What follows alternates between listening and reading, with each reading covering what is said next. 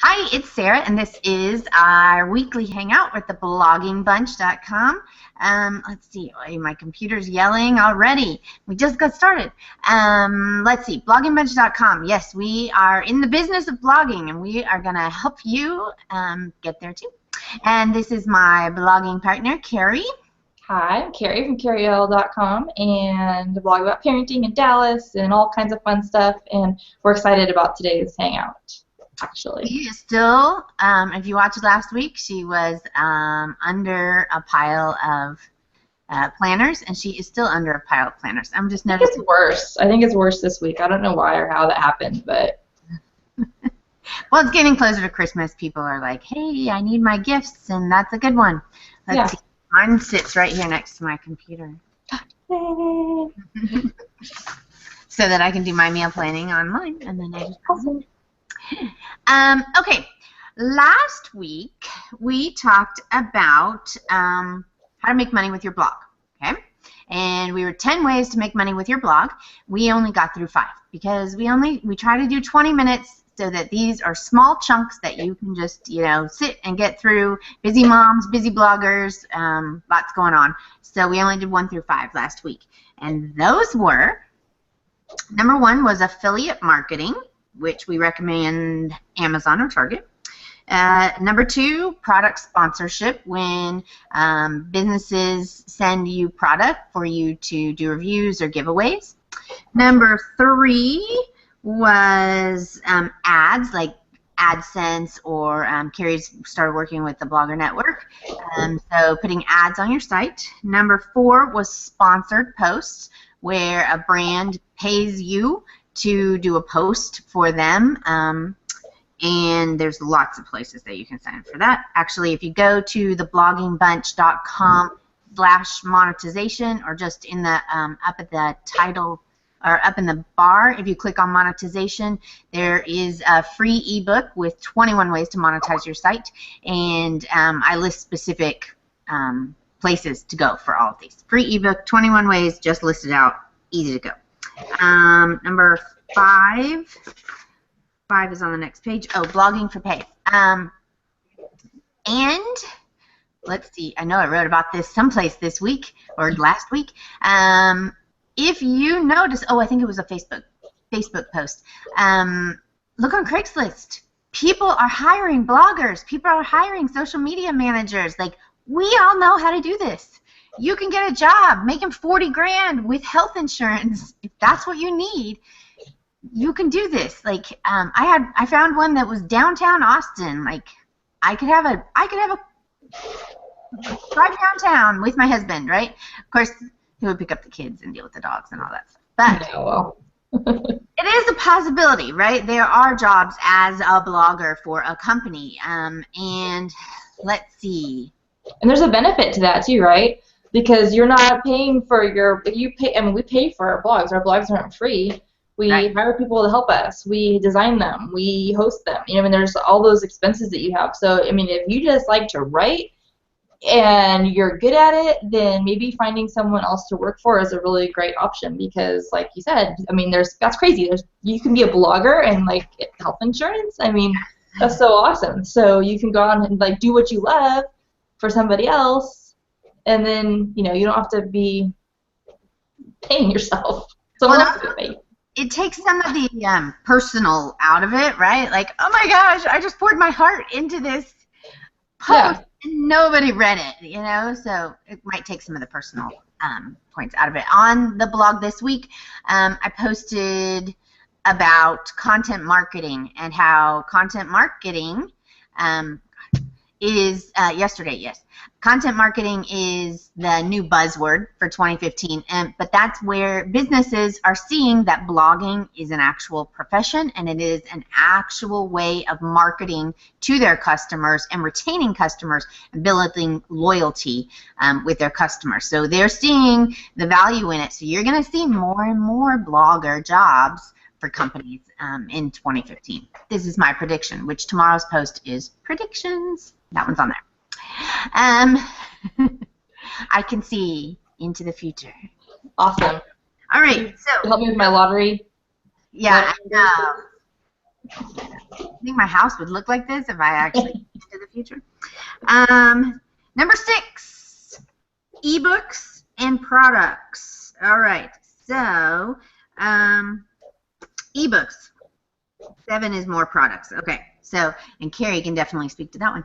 Ebooks, let's go here. So you have, you put a bunch of your posts together and you create an ebook for, let's see, last summer I did 31 days of book a day in May. So I did 31 book activities, right? Take that book together, put it together as an ebook and sell it on my site, either for a couple of dollars or put it on Amazon for a couple of dollars and have build my authority as an author. See, I'm a published author. I have a book on Amazon, right? You're getting more traffic to your site. You put a link in your Amazon book, it comes back to your site, and you make a little money, not too much on Amazon, but you can, by selling your own ebooks, your own information products. What do you know about? What are you an expert in, and you can sell those on your site, or you can link with another site to do that. And I do have a couple of books on Amazon.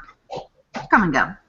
And that's good because you don't have as much, I mean, your cost, I mean, you might take classes to learn how to do it, or you might get help putting it together, but you're not running to the store like I am because you ran out of something, you know, that you have, like, physically have to buy and pay for and keep going. So, I mean, there's it's an information product, right? So information is just coming out of your head. You type it up on Word, you save it as a PDF, and wham, you put it up there, right? So there's no real startup cost for that part of it. And then you can be, you know, like me, searching on Amazon, looking for some blogging tips, you know, book or something, and you see an ebook for 99 cents, and you grab it. So definitely, don't forget this.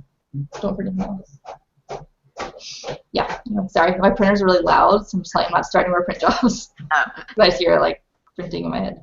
Yeah, so ebooks, information products, those are a great way to go and a great way to build your authority in your niche. And you can give them away. And you can give them away, right? They can be giveaways on your site also, but so we're talking about how to make money. Yeah.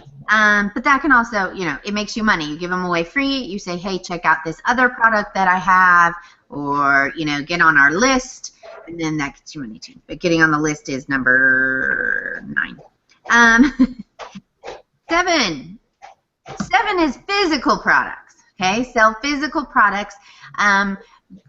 Your posts on your blog all connect to your Etsy shop, where you sell meal planners, you sell T-shirts or bows, you sell graphics. So linking your blog and promoting, not just putting like something in your sidebar, but, you know, writing posts. I do a meal plan, a gluten-free meal plan every Sunday, and I link that to Carrie's Etsy shop. So, you know, linking, doing posts that support your product and what you have, your physical product that you have. Yeah, and you might not think you have a physical product at first, you know. I mean, you might not. I never thought, like, oh, I'm going to start my blog because I have this product idea. It just kind of evolved organically, you know, over the last year and a half or whatever.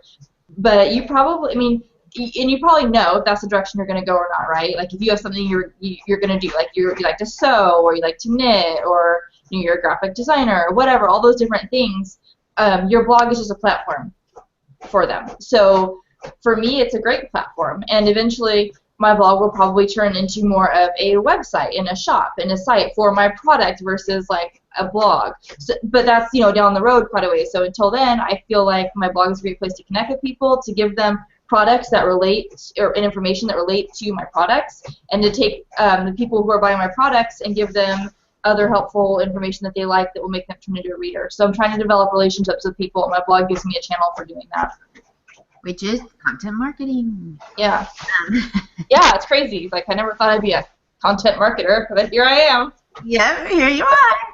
Yeah, and so that whole content marketing is big right now, and I've been writing, you know, like that's what I've been writing about this week, so it's all fresh in my mind. But yeah, this is the way businesses are going to start paying you to more and more people to do this. So do it for yourself. Yeah. Your own product. do it for yourself, right? She's doing meal planners. She's going to do more recipes so that people can, and meal plans so that people can use her meal planners. What is it that you can, you like to make printables. What can you make? Or your small business, right? If you have a service that you offer. I mean, there's just so many avenues that you can go with it. Yeah. And it's lots of fun. It's just a lot of fun. Yeah. Number 8.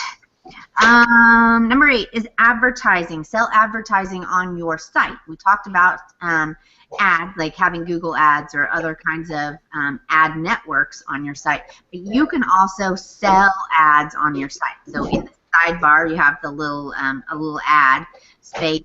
Some people say, buy this space or whatever, but that's a good way to have some passive income coming in, right? All you do is put the little thing on the sidebar, and you don't have to do anything else with that, except you have to keep track, right? You sold it for 1 month, you sold it for 6 months, you sold it for 12 months, so you need to keep track of when those contracts are up, and then you need to be finding other places that are willing to buy the ads also. I don't have any of those right now. I don't either. You can set up with Passion Fruit Ads to manage all that too. Like they'll manage your contracts, and people can go through your Passion Fruit Ads account and they can buy their ad space there, and then you just put it up. I think they can even put all the pictures, whatever they want their ad, the button or whatever to be. They do it all through there, so then you get notified from Passion Fruit, and then you set whenever you want the ads to go live or whatever. So I don't think it costs a lot. I don't think they take a lot for that service. But I know Elizabeth, I think, has some ads that she has on her site, and that's great. I think if you have a local blog, or you blog a lot, you have like a high demographic in your area. Local ads are great. You sell or direct sales, that's a good place to go to. People that have Jamberry or Scentsy or whatever, those I think are good people to approach. Yep. So that's another good way to get some more passive income. Passive, where you just work the one time and then you get paid more. We all want that, right? What number am I on? 9. I got these all. I had a list, and then I decided that the list needed to go in a different order, and so now I'm trying. And then I marked out those numbers and put in new numbers. Anyway, you can see my the way my brain works here. Mailing list. All right, this is a big one. You need to be collecting emails, and not just putting your little MailChimp thing in the sidebar saying sign up for my newsletter. And I don't know why nobody's signing up for my newsletter. You need to be enticing them. What is it that you're giving them? Because online, their email address is a form of currency. So they're not just going to give it to you for free, or just because you say I have great content and I'll put it right in your mailbox for you, which they're trying to keep things out of their mailboxes.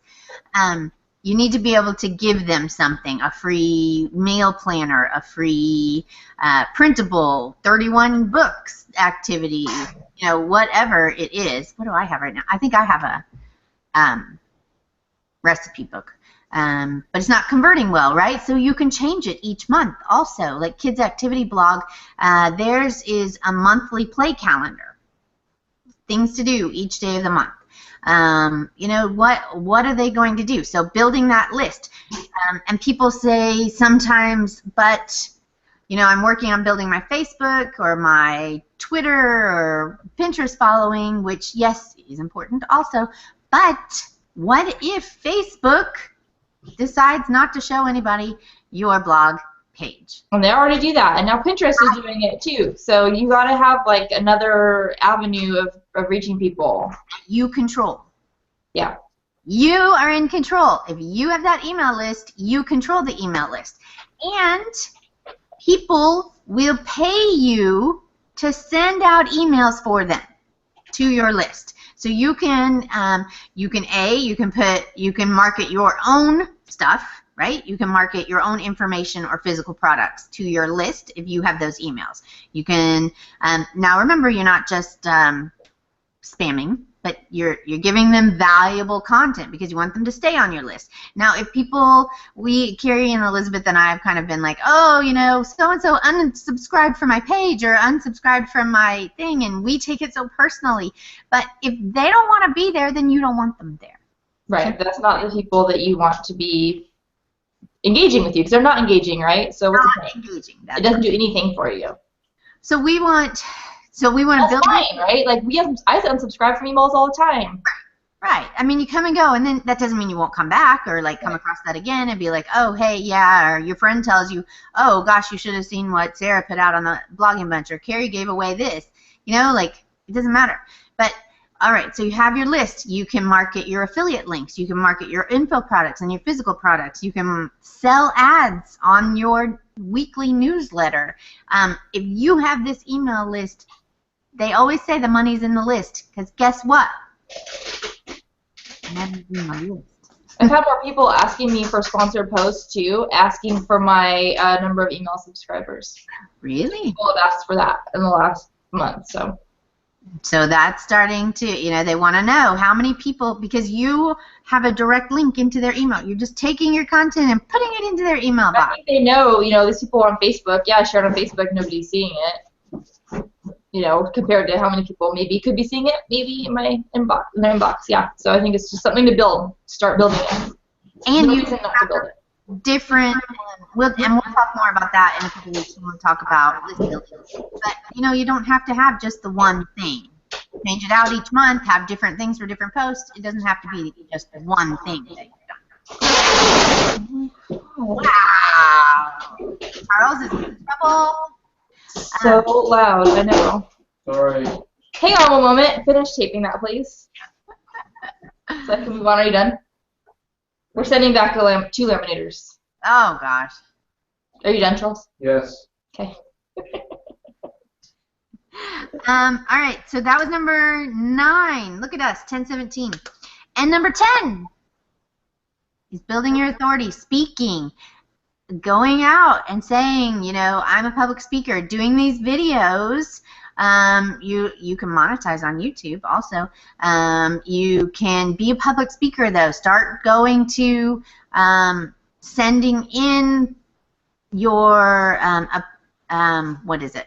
I just lost all my things. Sending in a proposal to different conferences and saying that you want to speak. Now, you may not get paid at first, but you're getting the authority, you're building your authority, you're getting your name out there, and then, so, you know, eventually, in a couple of years, once you've perfected that part of your craft, then you can get paid for public speaking.